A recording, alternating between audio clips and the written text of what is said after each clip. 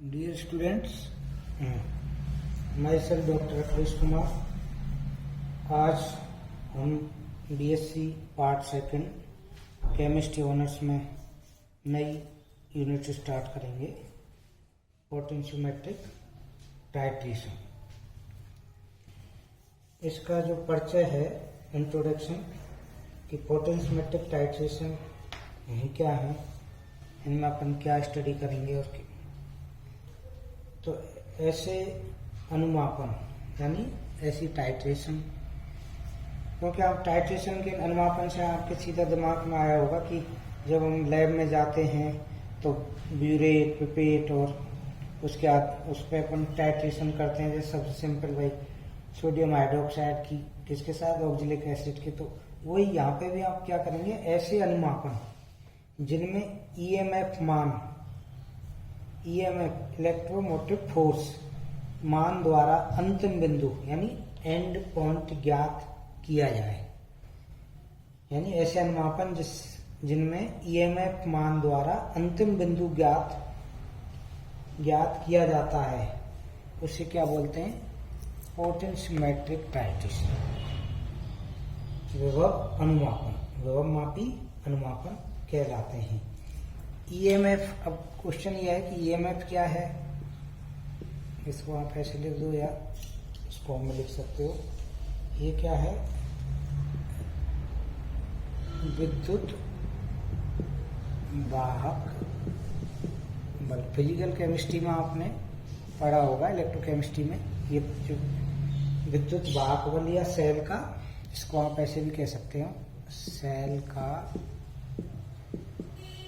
विभव। जब किसी धातु को उसके आयनों के विलयन में डुबो दिया जाए तो धातु पर या तो क्या होगा, ऑक्सीकरण होगा या अपचयन होगा। यदि धातु में इलेक्ट्रॉन त्यागने की प्रवृत्ति अधिक है तो धातु पर धनावेश उत्पन्न हो जाएगा, वह उत्तम विभव ऑक्सीकरण विभव कहलाएगा। यानी यदि इलेक्ट्रॉन क्या करें, उसमें निकलते हैं तो धनावेश होगा पॉजिटिव, और उसको क्या बोलोगे आप, ऑक्सीकरण विभव, इलेक्ट्रोड पोटेंशियल, ऑक्सीडेशन पोटेंशियल। यदि और इसके विपरीत यदि धातु में इलेक्ट्रॉन त्यागने की प्रवृत्ति क्या हो जाए, कम, इलेक्ट्रॉन त्यागने की प्रवृत्ति क्या हो जाए, कम हो जाए। इसमें तो क्या ज्यादा थी, इसलिए उस पर धनावेश आ गया, इसको ऑक्सीकरण विभव कहा गया। यदि धातु में इलेक्ट्रॉन त्यागने की प्रवृत्ति क्या हो जाए, कम हो जाती है, तो धातु पर उत्पन्न विभव क्या कहलाएगा, अपचयन विभव कहलाता है। जैसे कि हम एक सिंपली एम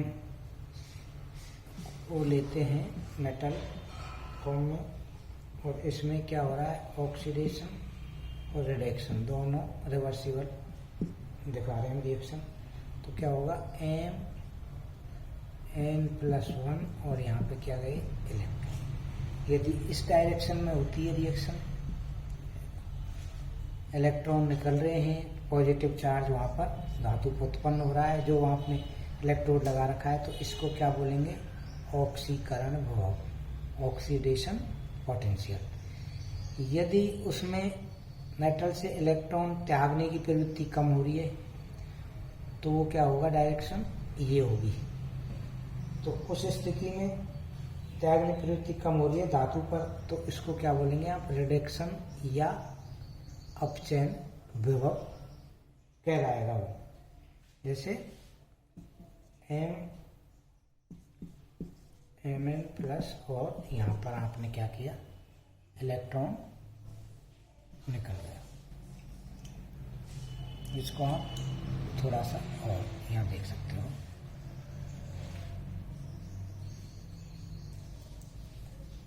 इसको करने से पहले आप इस डायग्राम को देखेंगे, क्योंकि जब पोटेंशियोमेट्रिक टाइट्रेशन, इनमें आपको ये देखना होगा कि standard potential electrode, calomel electrode, जो आप इलेक्ट्रोड लेते हैं, रेफरेंस इलेक्ट्रोड लेते हैं, तो आपने क्या, ये आपके डायग्राम बनाया हुआ है, इसके अंदर अननोन सॉल्यूशन डाल दिया, यहाँ इलेक्ट्रोड लगाया हुआ है, विभव मापी से इसको अपन ने क्या कर दिया, अटैच कर दिया है।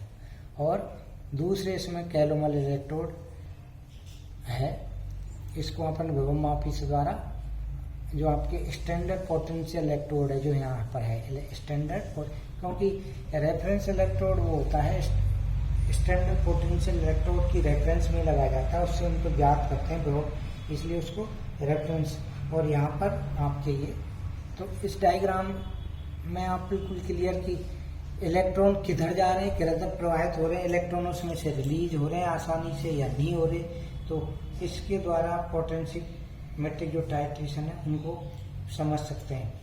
अब जब एम आपके मेटल है, इसमें से इलेक्ट्रॉन निकलते हैं तो धातु पर पॉजिटिव चार्ज आ जाता है, तो इसको हम किस में कर दें, ननस समीकरण में।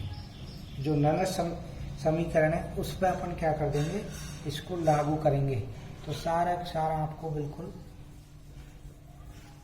इसके ननस समीकरण प्राप्त हो जाएगा। उसी के आधार पर आप किसी कोई भी इलेक्ट्रोड विभव निकाल सकते हैं। तो ननस समीकरण के लिए आप वही फॉर्मूला क्या है, electrode M plus upon M, E0 RT upon NF,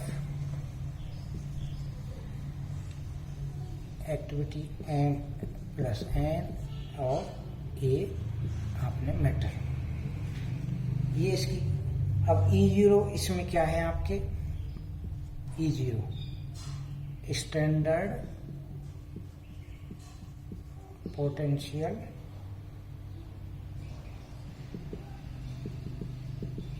electrode,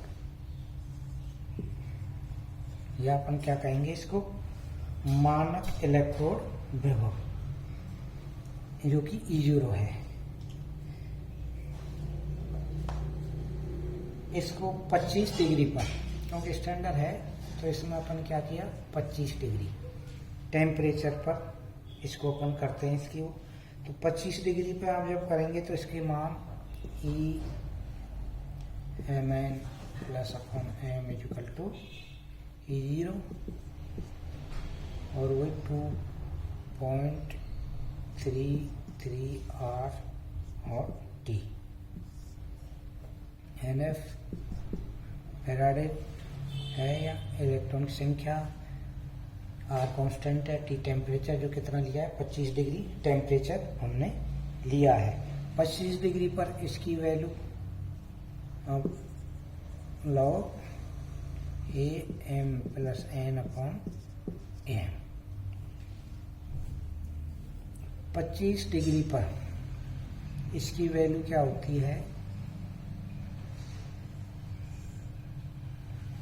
इसको आप क्या लिख सकते हैं, 0.0591, ये वैल्यू होगी। AM आपकी क्या है, यूनिट है इसकी 1 है, और N आपके चेंज नंबर ऑफ इलेक्ट्रॉन्स, यदि उसमें चेंज 1 का है तो 1 आ जाएगा, तो इसकी वैल्यू अपन क्या आएगी, इसकी जगह अपन सीधा ये लिख सकते हैं, तो आपके क्या होगा, EMN plus M E0 minus 0.0591, ठीक है, N और लॉग वही AMN प्लस AM, या इसको आप सॉल्व करेंगे तो आपके क्या आ गया, सीधे एक समीकरण क्या प्राप्त हो गया, E बराबर या EMN प्लस अपॉन M बराबर E0 minus 0.0591 and log A M N plus या M plus N. A M का आपने क्या लिख दिया, यूनिट। तो ये आपके समीकरण का जवाब के निकालने का मान। जब किसी अपक्रिया के उत्पाद इकाई है, यानी वो क्या यूनिट में है, तब इलेक्ट्रोड का विभव मानक इलेक्ट्रोड विभव कहलाता है।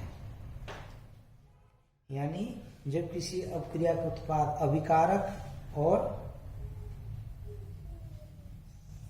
एक्टिविटी इकाई हो ए के मान, तो उस इलेक्ट्रोड विभव कहलाएगा कब, इसके बराबर, यानी ई बराबर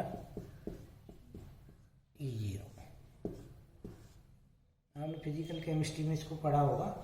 उपयुक्त समीकरण में धातु आयन यानी activity A N plus N क्या था, 1 था। तो ये क्या हो गया, E बराबर E0। किसी एक इलेक्ट्रोड का विभव प्रत्यक्ष रूप से ज्ञात करना असंभव है। यानी किसी भी इलेक्ट्रोड विभव को आप जब प्रत्यक्ष रूप से ज्ञात करते हैं तो असंभव होता है। इस इलेक्ट्रोड का विभव ज्ञात करने के लिए उसे एक ऐसे इलेक्ट्रोड से जोड़ देते हैं जिसका इलेक्ट्रोड विभव पहले से ही क्या हो, ज्ञात है, जिसे संदर्भ इलेक्ट्रोड कहेंगे आप।